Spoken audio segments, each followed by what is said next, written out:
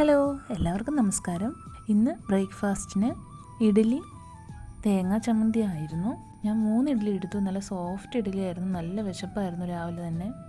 ഒപ്പം നല്ലൊരു ചായയും കൂടെ കുടിച്ചു.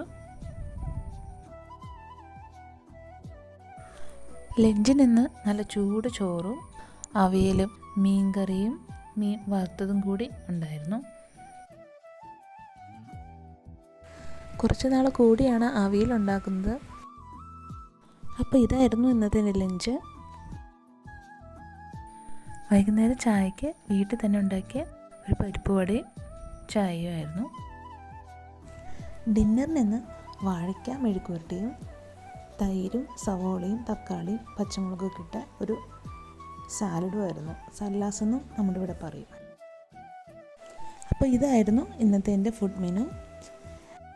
അപ്പോൾ ഈ വീഡിയോ ഇഷ്ടമായെങ്കിൽ എല്ലാവരും ഒന്ന് സബ്സ്ക്രൈബ് ചെയ്ത് സപ്പോർട്ട് ചെയ്യൂ. ഒപ്പം തന്നെ ബെൽ ബട്ടണും കൂടി അമർത്തുക. Thank you.